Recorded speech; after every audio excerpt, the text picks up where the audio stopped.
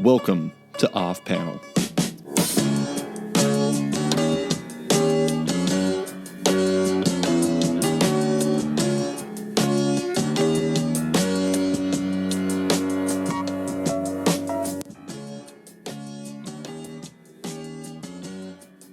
Yo everybody, welcome to Off Panel. I'm your host, David Harper, and this week's guest is the Eisner Award-winning artist of comics like Daredevil, The Valiant, Hellboy and the BPRD 1953, and more. It's Paolo Rivera. Thanks for coming on, Paolo. Oh, thanks for having me, David. So I really wanted to start in a random place because I've noticed lately that you have an alter ego, and your Twitter name is Carter J. Burke right now, and I really want to know why your name on Twitter right now is the jerk-faced bureaucrat employed by the Weyland-Yutani Corporation in Aliens. I mean, like, it blows my mind. Every time I see that, I was like, wait, Carter J. Burke? Like Paul Reiser from Aliens? Yeah. Why is that your name? Is that a October Halloween thing? Yeah, well, everyone changes their name on Twitter for Halloween, and I'm tired of trying to make my name more scary, so I just went with what I was going to be for Halloween, which was Carter J. Burke. My daughter went as the tiniest Ripley you've ever seen. Oh my God. So I didn't have the time, of course, to make the alien costume, but the difference between my normal dress and Carter J. Burke is a vest. So that was an easy choice. I bought it off Amazon for $20. Oh my God, that's amazing. I love that it was a really simple transition into being the evil bureaucrat from the movie Aliens. Yeah, it was pretty simple for me. And it adds to all the photos I took with her. It's like I'm holding Ripley, and it's a disturbing thing to look at. I had a friend who dressed as Marty McFly from Back to the Future, and the amazing thing was he basically just needed that weird like kind of life vest style vest that he wears, like the bright red one, and I think he already owned it. So basically, he was just dressing as himself also. Yeah, that yesterday when I took my daughter, yesterday was Halloween. I took her trick or treating in another neighborhood, and I saw a guy, and he had the orange vest. And like he could tell I was looking at him, but he had his headphones on. So I was like, I think he's just walking home from work. And I like looked at his shoes to see if they're the right kind. I was like, okay, that's just a dude in an orange vest. He wasn't cosplaying as Marty McFly? Not that I could tell, no. That's amazing. I love it. I kept seeing like Carter J. Burke with a Doctor Strange profile picture pop up, and I was like, who is this? And I was like, oh, okay. I threw some people off because I changed the Doctor Strange profile when I was doing the IMAX ticket, and that I like found a behind the scenes pic of him on the set. I was like, oh, I want to look like that every day. Oh my God, that's amazing. Well, now the mystery was revealed, but I swear I don't want to just talk to you about like Aliens characters, although I probably could because I do love that movie. But yeah, same here. It's one of my favorites. I wanted to talk to you about how you work, and I like looking through your blog, which I want to also lead with is like the best named blog on the internet. The Self-Absorbing Man is hilarious. It's the one thing I got right, back in 2007. I'm still pretty fond of it. It's really amazing. I love it. I'm just like, it is such a natural play off Absorbing Man. But anyways, and I've looked through a lot of your process stuff. And one thing you did recently was you were talking about a commission you did for Hellboy. And you were talking about how you used a digital sculpture that you created in Adobe Photoshop for, helping you go through that commission a bit faster. And that was one thing I thought was really fascinating. It's like, when I'm sitting here as a Philistine reading comics, I don't really know how people like you do things. I just think that like you grab a pencil and magic happens. And I think that's amazing. Like you created that commission for Hellboy, or you created that sculpture for Hellboy in the BPRD 1953. I know you sculpted worst title ever. It's so hard to say. I know it's such a marathon of a title, but I know. But it was a joy to work on, though. I know you sculpt outside of Photoshop. How does like both physical and like digital sculpting impact your line art, both in terms of like speed of doing a commission like that, and also in kind of I'm curious if it changes your approach at all. Yeah, it definitely changes my approach. So the reason I've been doing it lately is because cast shadows really add an extra feeling of authenticity and three-dimensionality to any painting that you're doing. So I could paint Hellboy from my head, and I can maybe do some cast shadows, but the way that it just catches naturally, even if it's done in a program, it just makes it seem much more real than it would otherwise. Until you've done it a whole bunch and you kind of have those shadow patterns stored in your head, you can call on them later. But it just really helps to be looking at it while you're painting. Yeah.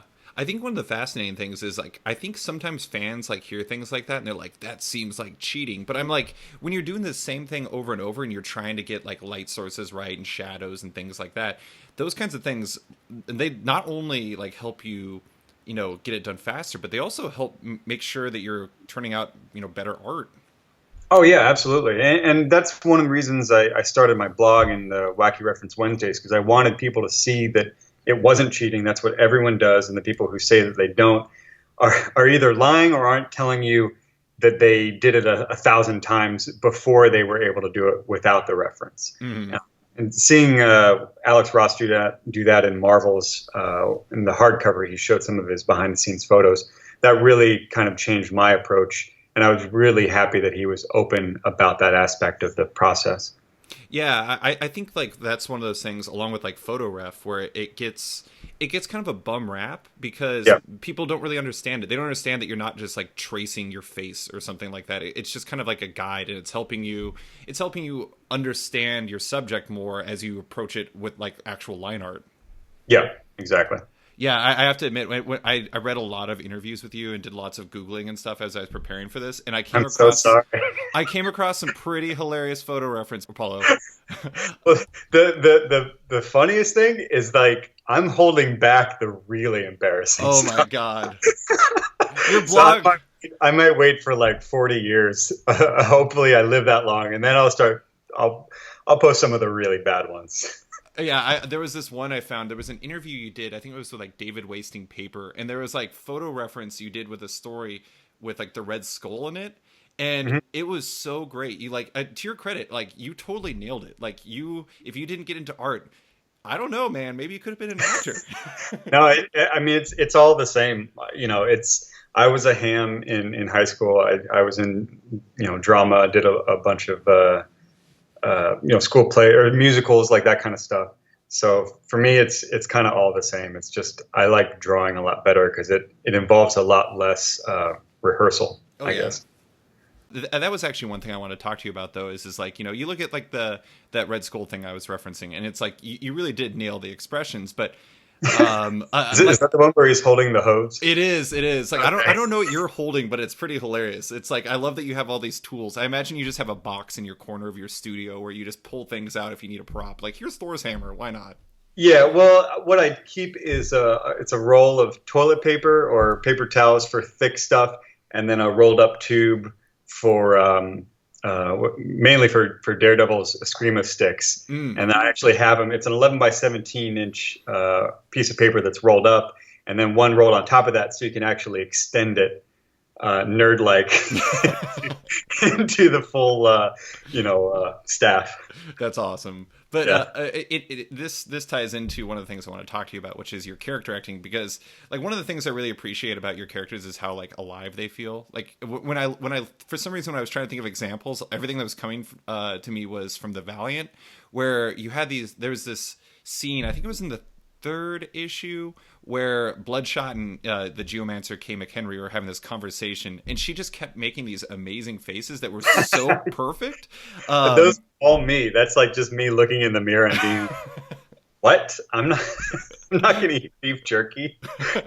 I loved it though, and I love the fact that you're like, I don't know, it makes sense. It's like you think about what your response would be, and you kind of like mimic what that would be, because that's how humans do. That's what we're trying to emphasize, is make these people feel real. I mean, that's my whole approach. It's like I always describe it as a two-step process where you have to empathize with the character, you have to know how they feel and also what they know.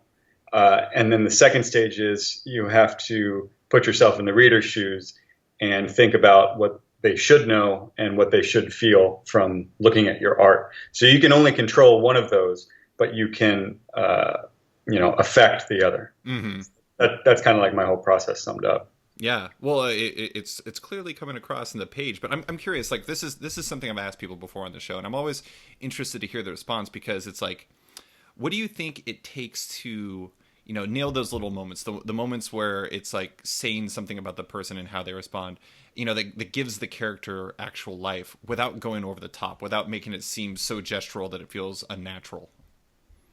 Yeah, that's kind of like the central problem with cartooning, and also with comics specifically, because you can do things with, let's say, video, or a better example is animation. Mm-hmm. When you have the aspect of motion, you can do things that are even more subtle. But with comics, where it's a static image, things have to be exaggerated in some aspect in order to convey the motion that is not really there. So it's always kind of like a push and pull with it, and there will be times where I'll like, okay, I got to pull it back. I went too far. But really, you just have to put it down, look at it, see how it makes you feel, and then change it if it's not right.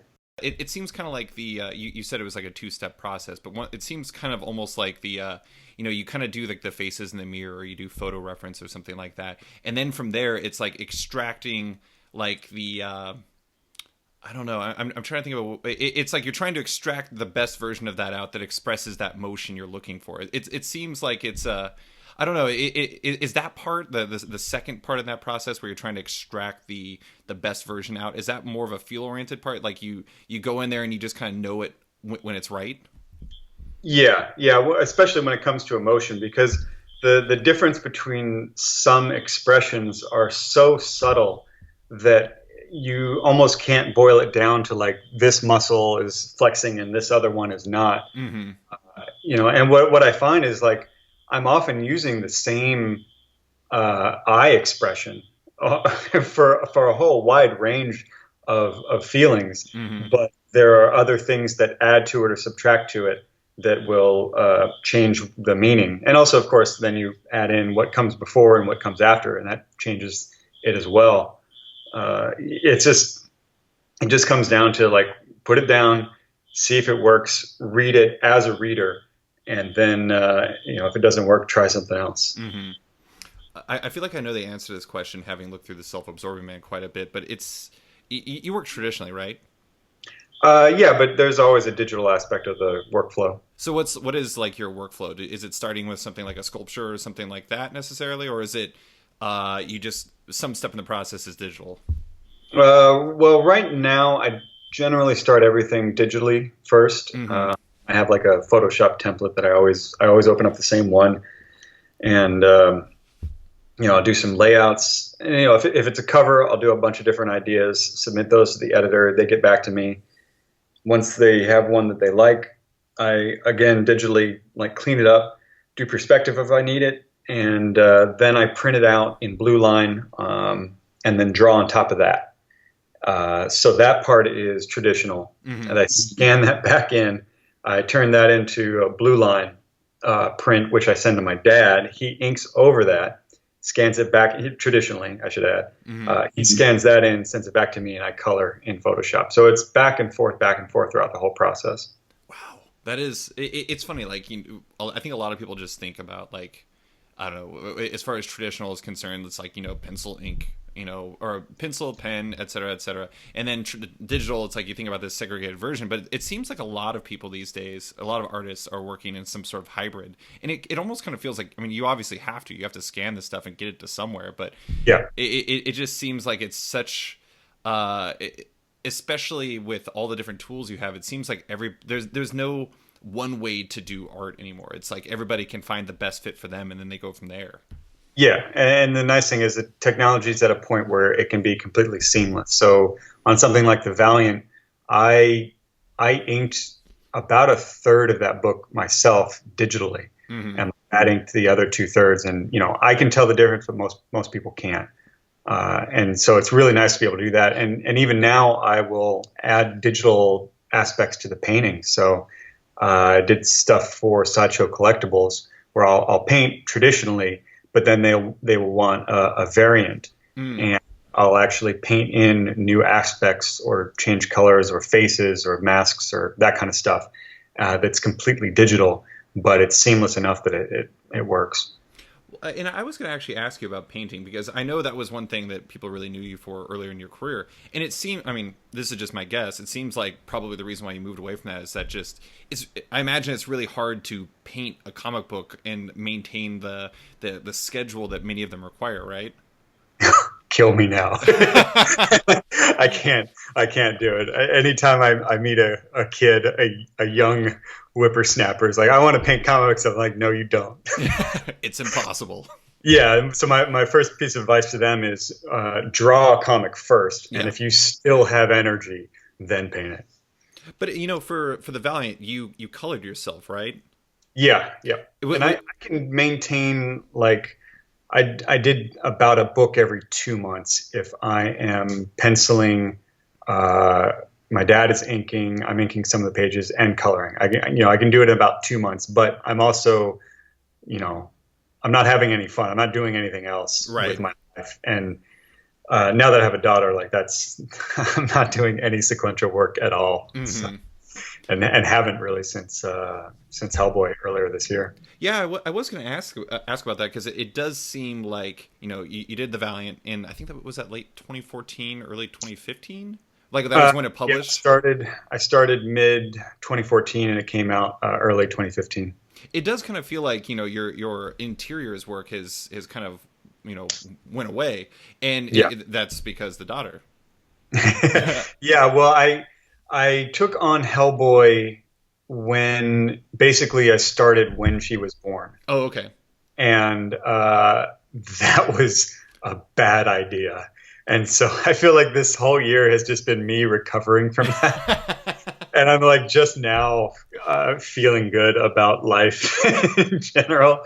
I just got, it was a great project. And to their credit, Scott Alley and Dark Horse gave me ample time, way more time than I deserved, but it's still it rocked me. Oh yeah. And and Dave Stewart was coloring me, so that was great in and of itself, but it also saved me the time, and it still took me about, I think, 2 months per issue.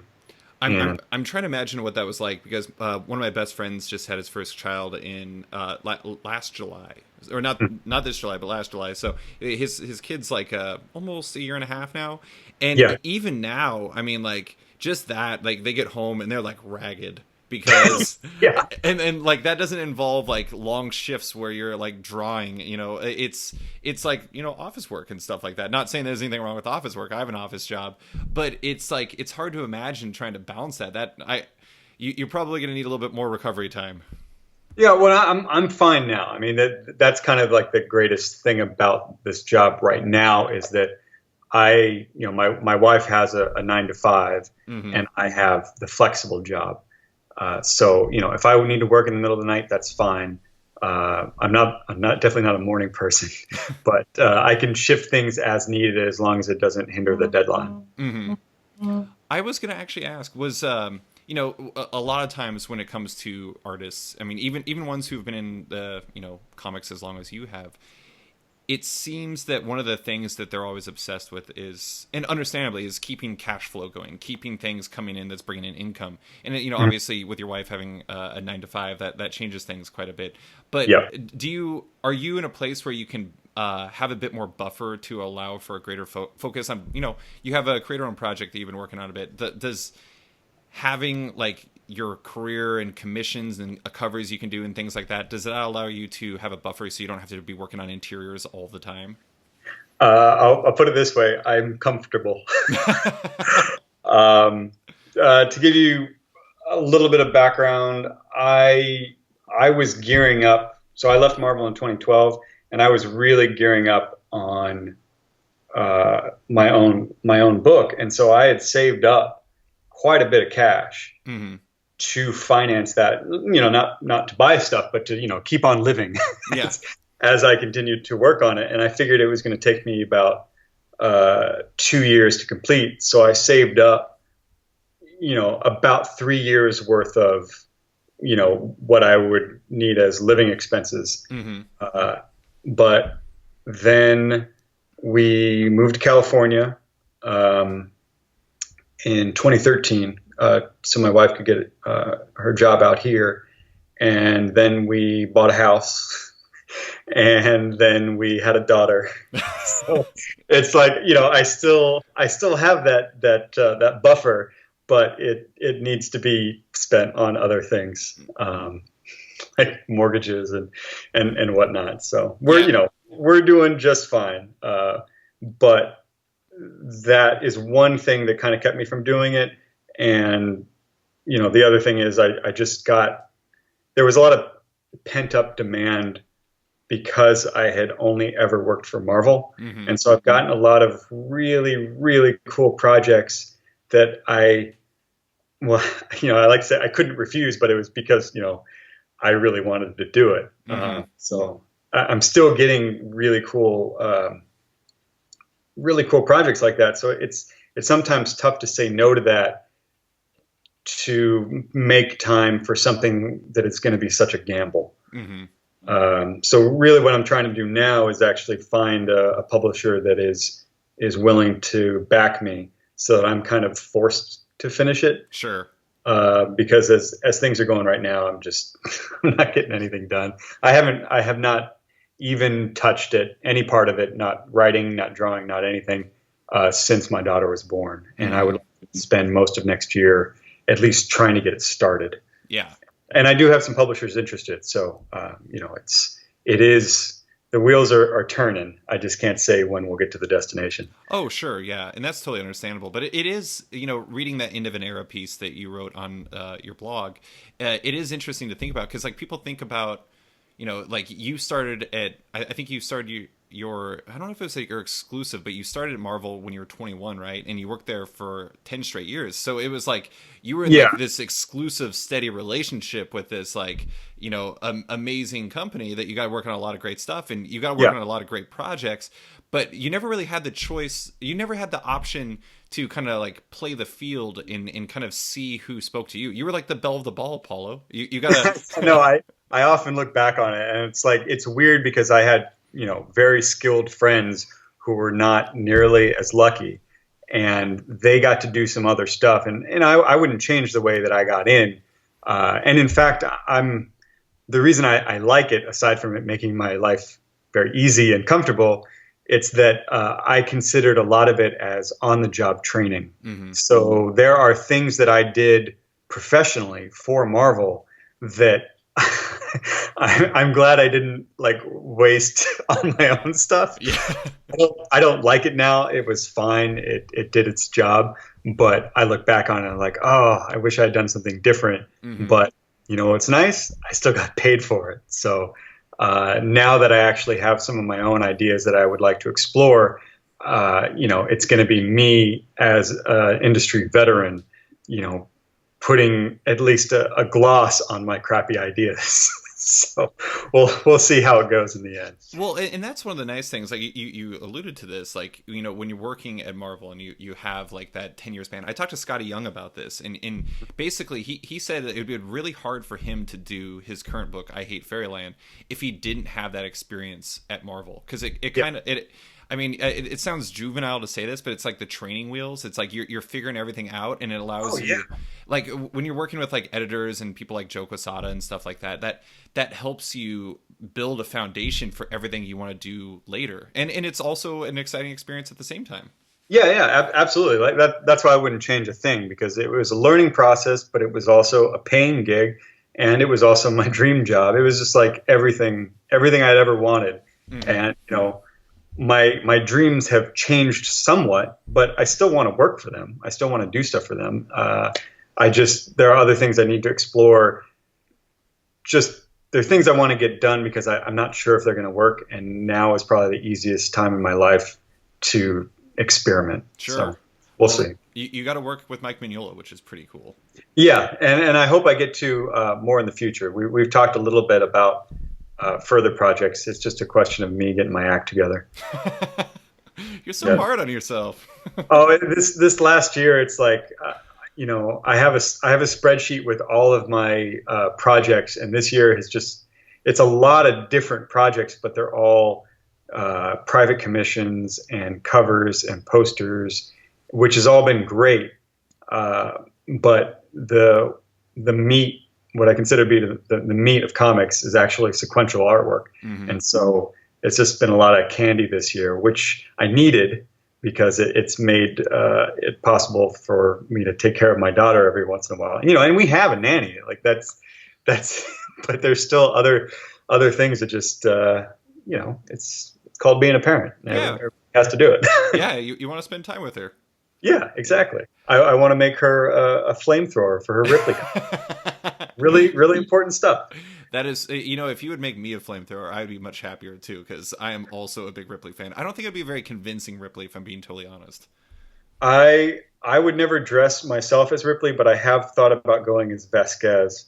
And oh my god! Because I think I'd make a pretty badass Vasquez, and that's who my wife went as this year. But she wouldn't let me post any pics of her online. I have to admit, your badass scale is significantly lower than theirs. You're Carter J. Burke, and they're Vasquez and Ripley. Oof.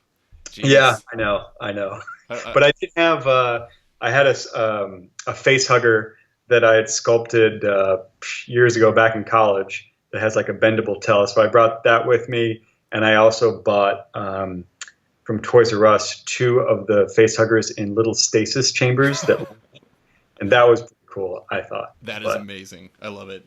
But anyway, I did want to ask about some of like the special projects you've been working on, because one of the things I've really loved was, especially on the Self-Absorbing Man, I actually watched you put out a video of you painting the poster for Captain America: The Winter Soldier, and like, as a person who, like, I grew up wanting to be a comic book artist. Like I thought it was like the coolest job in the world, and I always wanted to learn how to do it. And I lack the talent necessary. And I've been told before that I should just keep trying, but neither here nor there. Watching that was like watching, I don't know, Harry Potter use magic for the first time or something like that. It was just like this glorious experience where I was just like, how is this happening? How is he doing this? You want to know how to take away the magic is just play it at regular speed. So like I did a Periscope, I don't even know what to call it, broadcast a couple days ago. And it's literally like watching paint dry. It's the most boring thing you could ever watch. But when you speed it up eight times, like, it looks pretty magical. Yeah. And the funniest part about this whole career is like that never goes away. So like when I'm online and I'm seeing like a tutorial, I'm like, damn it, how does that guy do it? Yeah. And it's like, I know how they did it. I just, when you see it sped up like that, it just seems so much easier.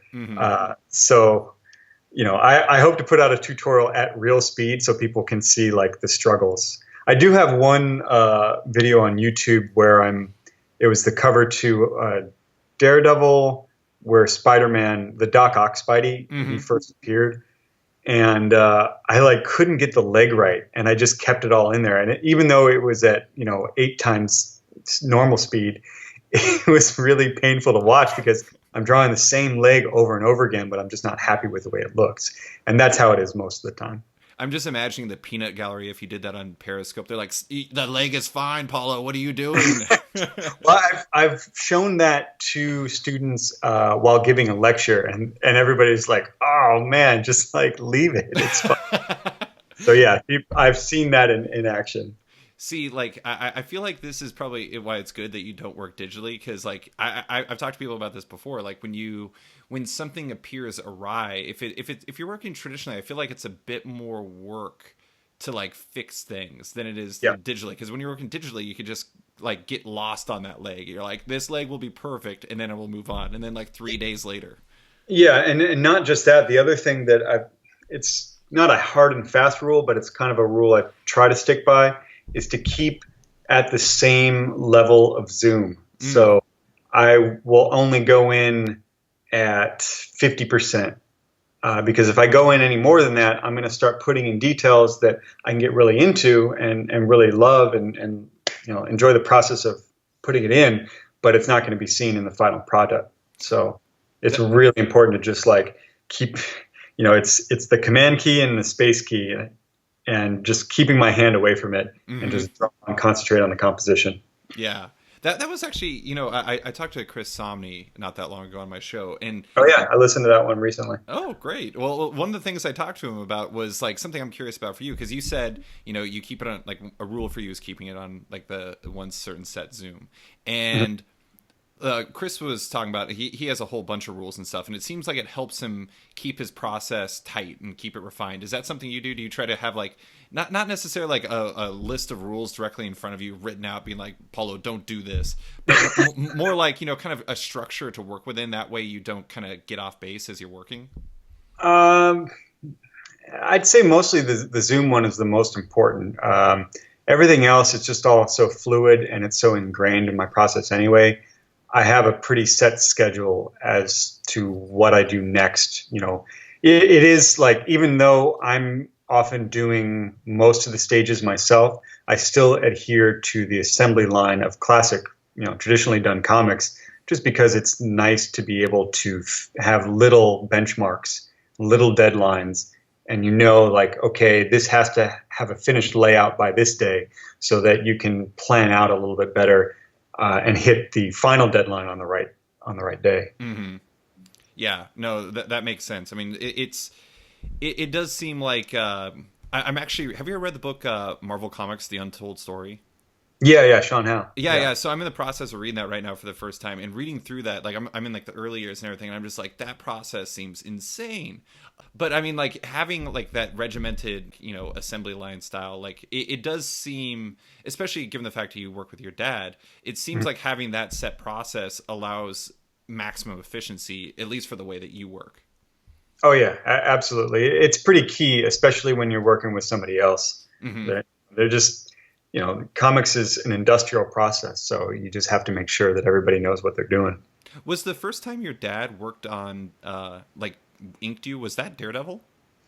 Yeah, pretty much. He did one cover prior to that, and it was Spec Spidey. Like, it was weird. It was like number 1000 or something. Mm-hmm. It was Spider-Man and Punisher. And he did that, and he also did some practice pages where I gave him a page that I had already inked, let's say from Amazing Spider-Man, and I just printed it out in blue line, and then he inked out, on top of that, trying to match my style. But he basically, like, I'm trying to remember, that was 2011. I went home to Florida. That's where my parents still live, in March. And I stayed there for a month to make sure, he knew what he was doing. But mainly what I was trying to figure out was whether or not he could scan something and use Photoshop. Like, I knew he could do a brush, but it was a question of whether or not he could scan and reply to my emails. And I still have trouble getting him to reply to my emails. But, he had no problem using a brush. He'd always used one, and he does airbrushed motorcycles for his quote unquote real job. I love the fact that you have like really next level like parent IT situations. Like, my parents call and they're like, our printer's not working. And I'm like, I don't know what to do about that. And then like I go over and fix it and everything like that. But you're like, I have to help him with Photoshop and scanning. I'm like, that is like the evolution of it. Like, that's pretty next level. Yeah. I mean, it's he got it pretty quickly, as long as it's a simple process. In 2014, when I was trying to figure out the Valiant, I wanted to see if I could get him to do some inking digitally to me, get stuff done. And it was a nightmare for him. Yeah. Because, it's just a different way of working, and you're used to traditional rules, and they apply for most of the time, but every once in a while you have one thing that's off and you're like, oh crap, I'm on a different layer. And if you don't realize that, it's a level of frustrating that you actually don't see in the real world, because you're used to certain rules. So, he tried that. He did not care for it. I made him take a coloring class I guess it was earlier this year, the beginning of the year. And he did all right, but he really didn't take to it, because I wanted to start flatting me, and he kind of wants to stick with the traditional stuff, and that's fine. He's doing a great job doing that. I'm curious, given the fact that his background wasn't really in comics. What made it make sense to have him be the person that inks you, especially starting like at a I don't know a later point in the career makes it sound like you're like 50 or something like that. But further into your career, like what made it make sense to have him step in and help you out? Well, specifically, it was Daredevil because Steve Wacker was my editor on Amazing Spider-Man, and he asked me if I wanted to do Daredevil, and I was like, yeah, but it was going to be a monthly book. And while Amazing Spidey was monthly, the way that they fit me into the schedule was not the same way that you would with a real, I call a real penciler. They said, okay, you're going to get these 4 issues, and even with that, they still ended up having to push me back because I was too slow. So with Daredevil, I knew I had to keep up with the monthly schedule. And it helped, of course, that we had Marcos Martin in there where we would alternate. I knew I needed my dad's help in order to get things done on time. So you were inking yourself before then? Yeah, I was inking everything myself. Yeah, that I mean, it seems like it just makes sense, and it's great that it's great that you have an artistic family that you can lean on in situations like that, and that he's proven to be so effective at it. Yeah, definitely. It's pretty fun. I mean, they had an art supply store growing up, and like my mom majored in textiles. She made all my Halloween costumes, and I was thinking about this the other day, like. I might be cursed, but you don't want a child like me because like I'm the kid where if your parents are making you a Spider-Man costume, and I won't say how old I was, okay, but I'm the kid who's like, you've got to get the webbing right? Like that's not the right shape of spider. And like, you're not doing I'll just let me do the eyes. Like I'm that kid, which has proven very useful in my career, but can get pretty annoying for just, your standard Halloween costume. I imagine you had some pretty amazing Halloween costumes then. Oh yeah. No, it was great. I've been Batman, I think 6 times in my life. I've been Wolverine, probably just as many, and I've been Spider-Man at least 4. That's awesome. Yeah, and I can't remember the rest. But I think that takes care of most of my life. So. I wanted to ask about something I read in an interview of yours where you were talking about Daredevil, and you were talking about how one of the biggest lessons you took away from that was seeing how Marcos Martin took liberties from Mark Waid's scripts and told the story how he saw best, and how that kind of emboldened you a bit. Before that, did you work pretty straight off the script? Oh yeah, absolutely. And going back, there are definitely things I would have changed where I was trying to, sometimes, writers, by trying to help the penciler, will actually paint them into a figurative corner. Sure.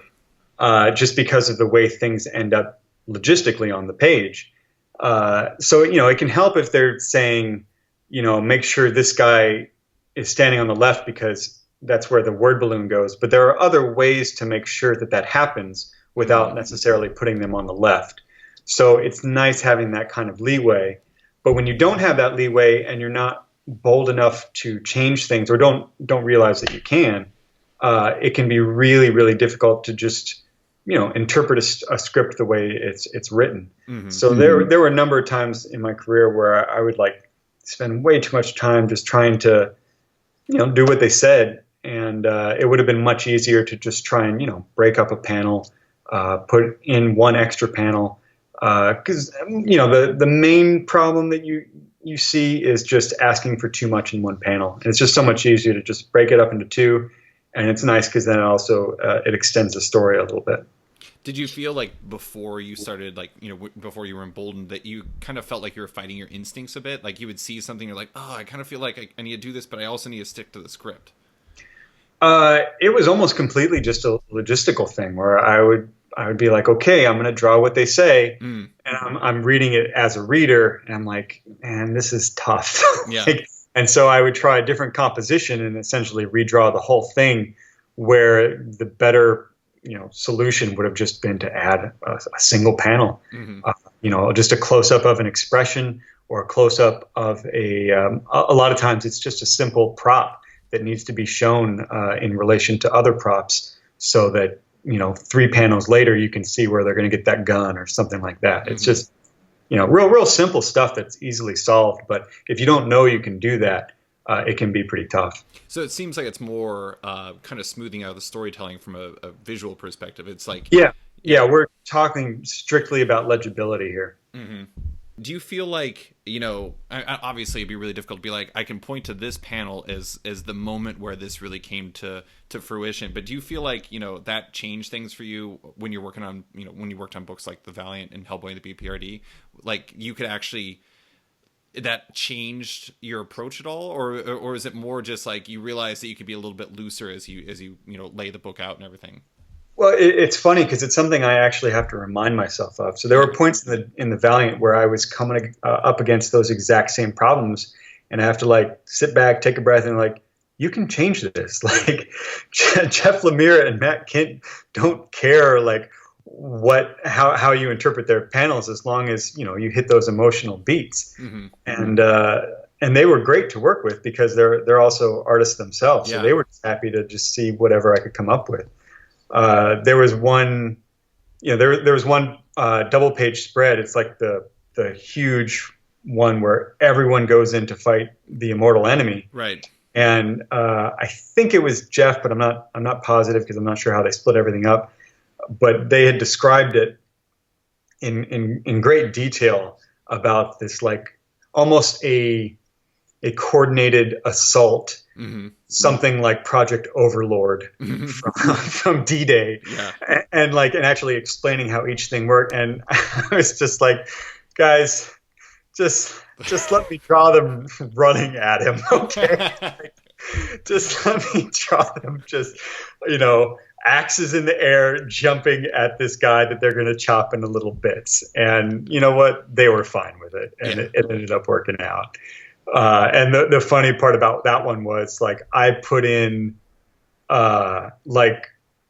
just text as a placeholder, and I think each writer thought the other had written it. And so it just ended up actually getting published. Oh my God. It's like, hey, that was easy. I'm just going to start like slipping in little panels, little captions into my layouts and see if it goes through to production. What you need to do is you need to only work with co-writers from now on, because then they'll never know who it's coming from. Yeah, exactly. Yeah, that's key. That's amazing. Well, I mean, it is pretty cool. Like, I imagine working with, Jeff, obviously, great artist himself. Matt, great artist himself. You work with Mike Mignola on Hellboy and the BPRD. Like, those are amazing artists in their own right. I imagine they would be the perfect people to, like, support, like, that kind of foray into, letting yourself be yourself. Yeah. I mean, they've never had any problem with me changing things, or even like sometimes I will see opportunities that are glaring to me, and I'll be like, hey, can I change this? The example that comes to mind is in like the Hellboy first issue. Mm-hmm. There was a part where Agent Zhang is. She makes some comment about Hellboy being famous, mm-hmm. and I just put in this beat where she turns on her flashlight as she's saying it, so it looks like a spotlight. Mm-hmm. Oh, and, yeah. Like that wasn't, they were just in the dark and they were searching for this monster dog, and so they should have already had all their flashlights, at the ready. Right. But that was one where I just kept it at bay until the right moment, and it just, it was just a humorous part, but it hopefully adds to the story. So I've been really lucky to like have every writer that I've worked with has had no problem with me doing stuff like that. Mm-hmm.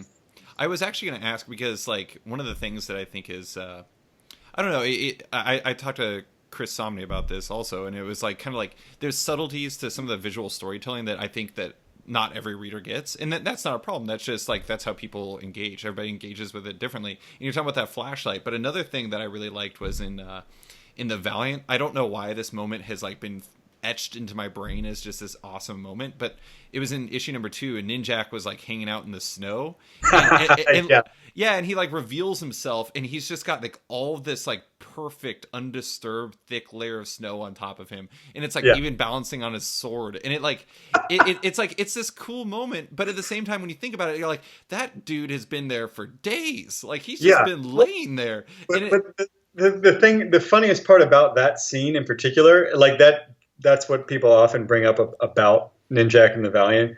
Like when Matt Kint, who wrote that scene, when he saw it, he lost it. He was like, "That's awesome!" And I was like, "I literally just drew exactly what you told me." Like I can't remember the quote, but it's like, Ninjak has been waiting under the snow for 12 hours, letting it slowly accumulate onto himself and his sword. And when he lifts himself, it is only disturbed in the exact point of breaking with the snow below. And it does not move until the sword strikes its victim. Like he went into that kind of detail. I'm like, yeah, that sounds awesome. I'll draw it.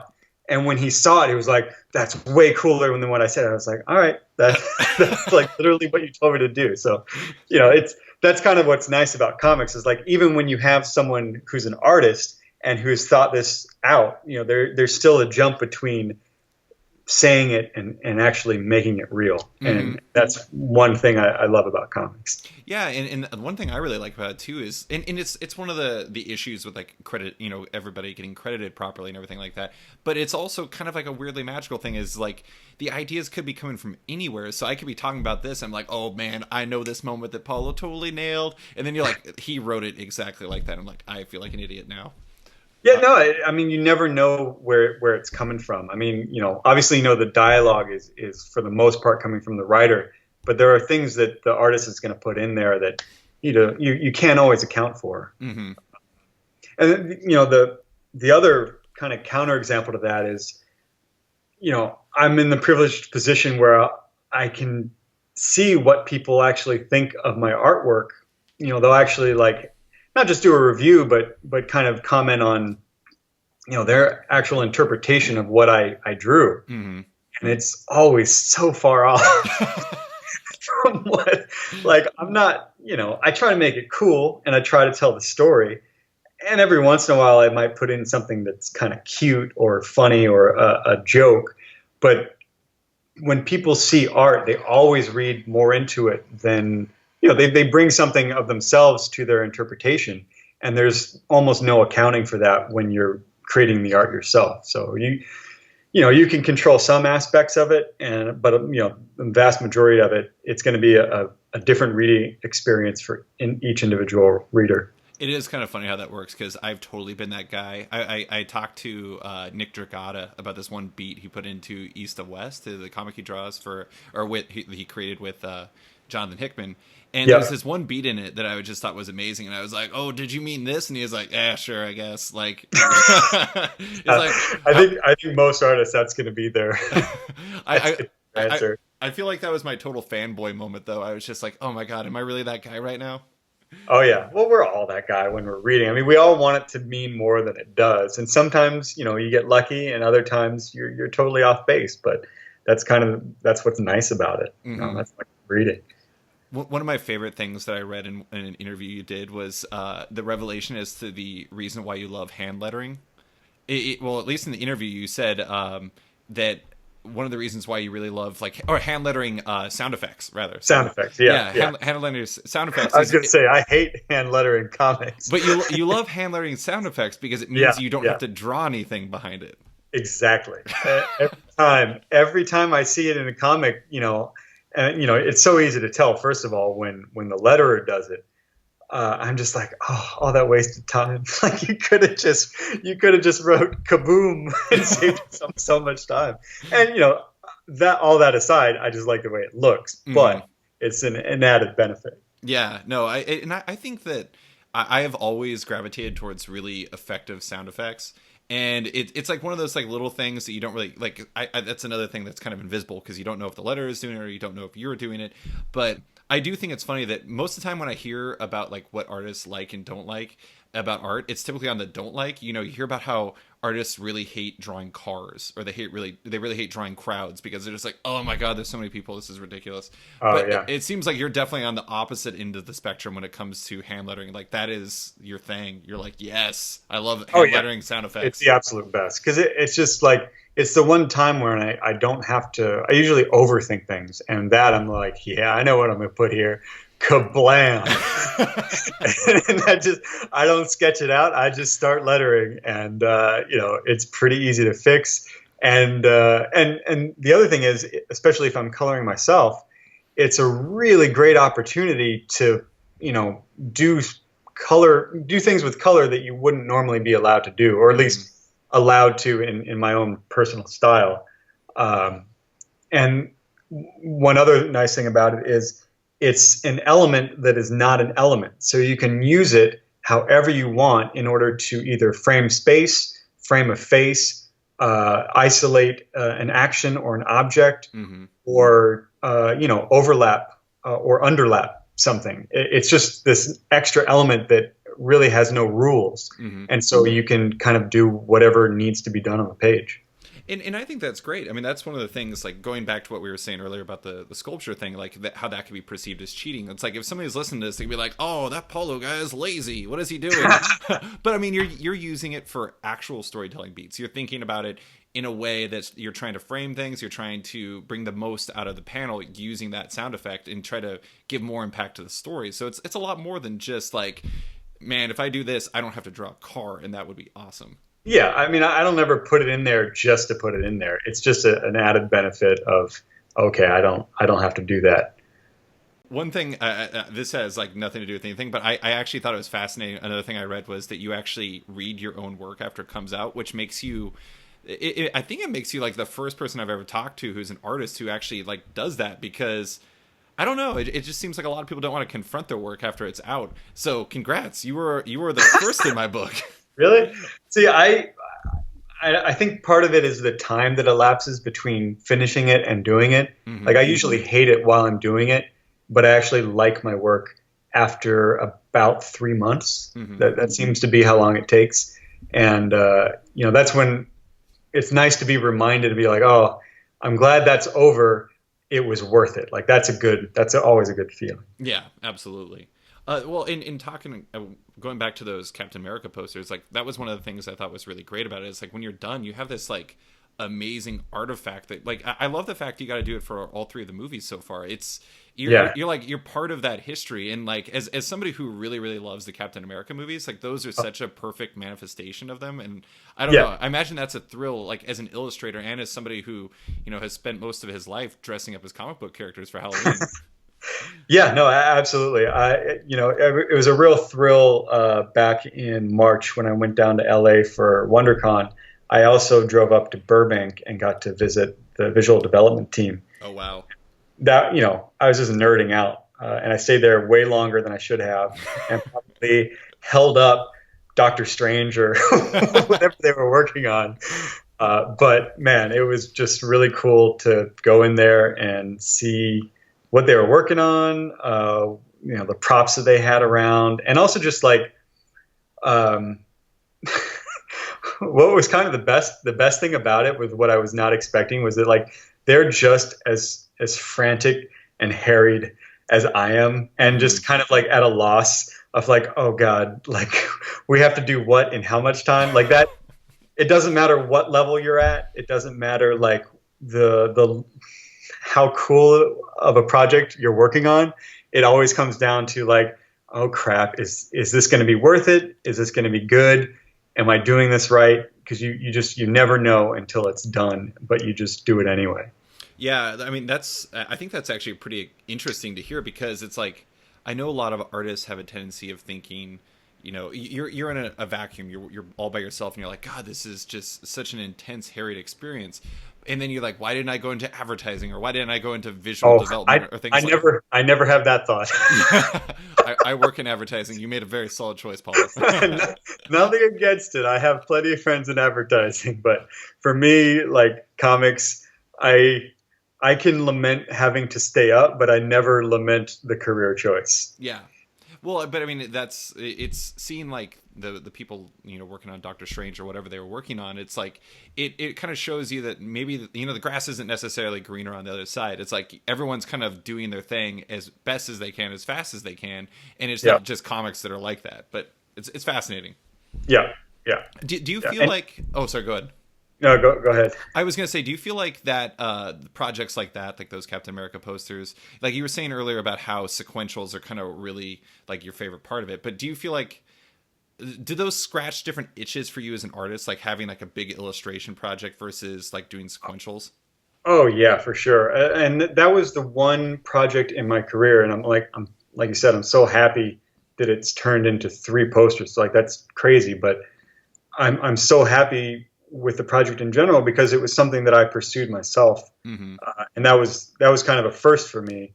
Like I knew I had connections. Like I knew if I sent something to Joe Quesada and said, "Hey, can you make sure that Kevin sees this?" Like I knew I could get it seen, and so like I did work on spec saying, this is Captain America. If anyone deserves a painted poster, it's friggin' Captain America. Oh, yeah. And of course, the movie hadn't been out yet. No one knew if it was going to be any good, but I was very excited for it. I had high hopes. And, I'm just really glad that they weren't able to use it for the main thing. But when they said you can do a cast and crew poster, it was actually a good thing because it meant I had a lot more freedom as to what I could do. Because, like, no one's going to let me paint Captain America punching Hitler and have it on a bus stop in New York. Like that's just not the way that marketing works. And so I'm both happy that that's the way it ended up working and that they brought me back for the entire trilogy. It's just one of the definite highlights of my career. Yeah, it made so much sense for the first Avenger, given like the era was taking place in it and everything like that. But I'm really glad they continued on because the other ones are really fantastic too. Yeah, my only regret from it is that I wish I had painted the last one, the Civil War poster, traditionally. I ran out of time and there was too many friggin' portraits, so I had to finish all in Photoshop. Yeah, if I did one of those, like when I was watching that video, even in 8x speed or whatever it was, like I was just like amazed when you were doing the Winter Soldier one and you weren't just completely covered in paint afterwards. But I guess that's the watching the paint dry aspect of it.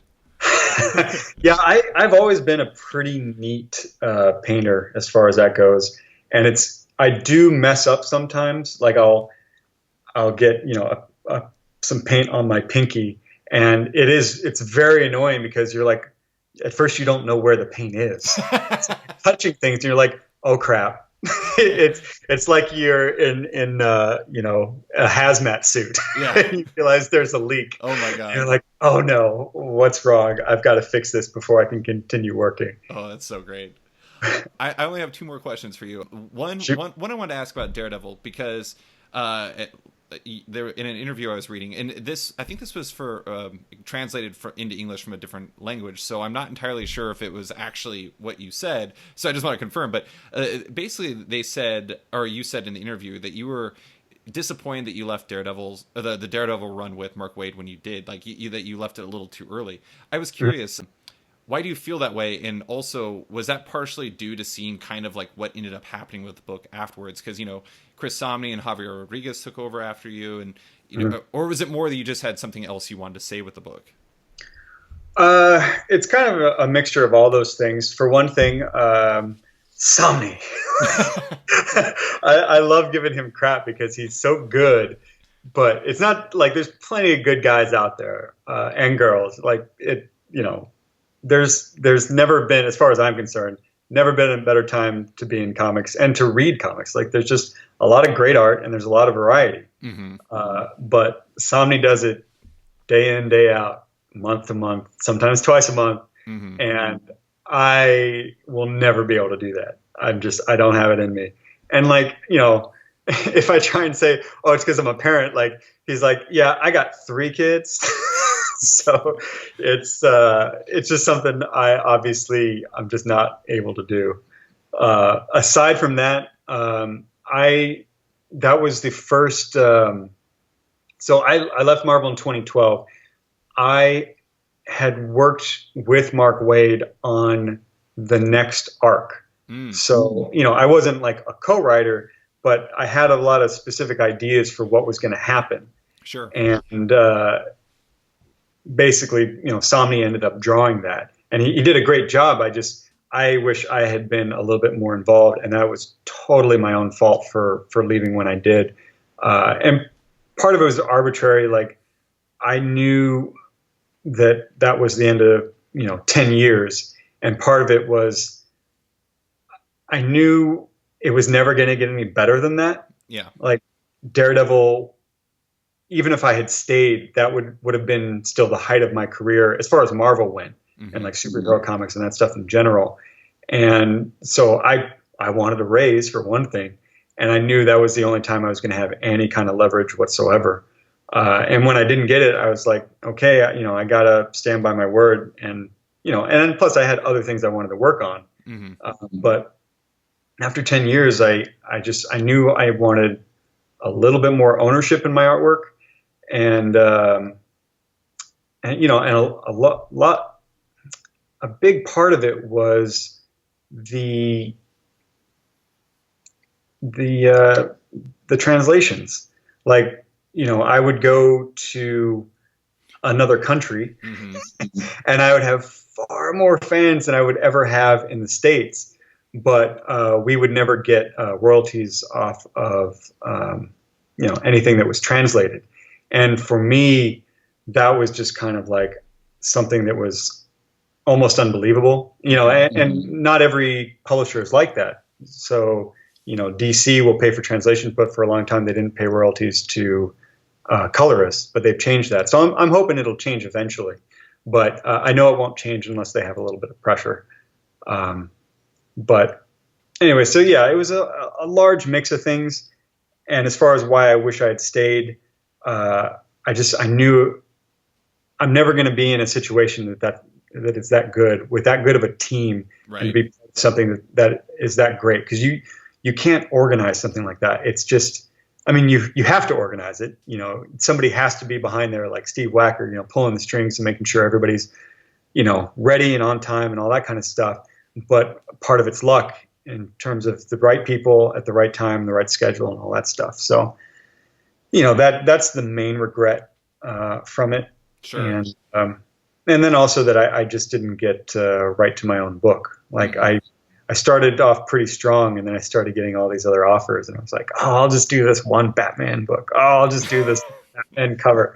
I'm scratching itches that I'd always wanted to scratch, but it was keeping me from the festering wound of a creator-owned book that I should have been working on. Well, the last question I was going to ask was actually about the ownership aspect, and you covered that pretty well. But I do think it's the point about the kind of foreign licensing and like the audiences out there. That's one of the things that I think is really fascinating when you talk to people who have created their own books and created their own properties and everything like that. Is like you create this big thing. You create, let's say, your book, like the creator-owned project that you will be working on eventually. Like, let's say you release that and everything like that. Next thing you know, it's got a French release. It's got a digital release. It's got a special hardcover that comes out.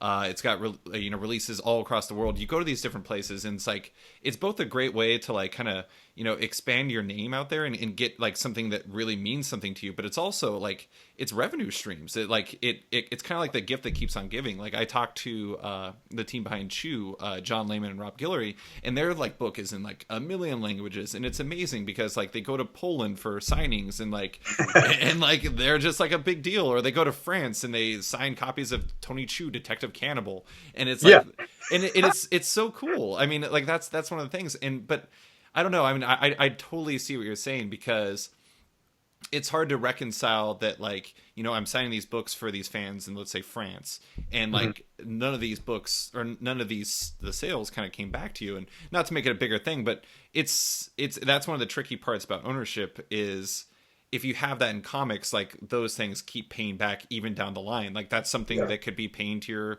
your daughter's college education and things like that. Well, yeah, I mean, I'm still getting, I've gotten more royalties from Daredevil than anything else I've ever done in my career. And like I got money this year for things I did back in 2011 and 2012. Mm-hmm. And, you know, it was a decent amount. So like, and I as long as, you know, people keep buying Daredevil, like as long as they keep doing that, I will continue to receive benefits from that. And it's not something you can necessarily count on, Mm-hmm. but it sure is nice when that check shows up. Oh yeah. So, you know, and that does affect, you know, what projects you choose to do in the future. So, you know, for me, well, actually, what I'll say is that for my dad, I told him about this, you know, years ago. It didn't hit home for him until we went down to Mexico in, I think, 2013. And I was sitting there signing book after book after book of mythos Mm-hmm. in Spanish. And, you know, I had told him that, and he just, you know, was like, yeah, I'm sure that would be, it would be some amount of money. We can't say what it would be worth exactly. But I had never had more fans in my entire life. Like, they actually had, you know, crowd control. Wow. Yeah, no, I mean, seriously, way more than you would ever get in the States. And so like that tends to be where my readership is. Mm-hmm.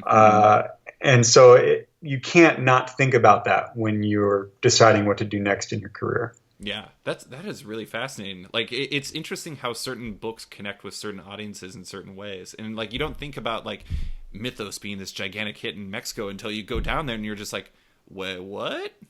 Yeah, exactly. And I just got the publishers of the Russian edition just sent me a copy, Mm-hmm. and I think I've got one of the Brazilian, you know, the Portuguese edition, and it's just like, you know, people are still reading it. It's something that I did almost 10 years ago. So it's, I don't know, it's kind of crazy. I was going to say, I'm actually part of one of your, like, I wouldn't say your most recent royalty check, but one of your royalty checks in the last year for Daredevil, because I was like, oh, you know, there's so many comics. And like, I was like, I kept hearing, like, you know, this Daredevil book's really good. And I'm like, oh, I guess I'll check it out. And I was like, what? Why didn't somebody tell me about this sooner? This is so good.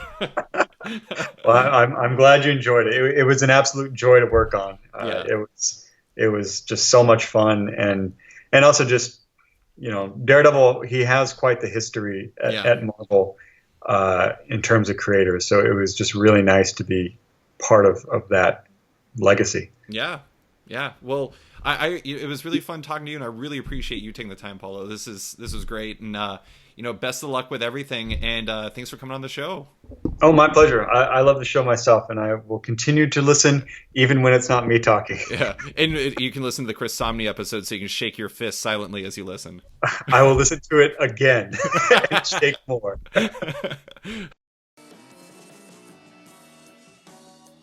Thanks for listening to this week's episode of Off Panel with artist Paolo Rivera. You can find Paulo on Twitter at Paulo M. Rivera and on his blog at paulorivera.blogspot.com. Don't forget to like the show on Facebook at /sketched, that's SKTCHD. Follow it on Twitter at sketchcomic, or follow me at @slicefriedgold. Want more from Off Panel? Subscribe on iTunes or Stitcher and give the show a rating and review while you're at it. Also, my comics adjacent newsletter called The Crossover is in the middle of its first season. Make sure to subscribe at bit.ly/The Crossover Newsletter if you want more writing from me. A quick thanks to the band Wolfpack, whose excellent track Outro from their album Volmilch opens and closes the show now. Give them a listen, as they're totally rad. Thanks for listening, and tune in next week for another episode.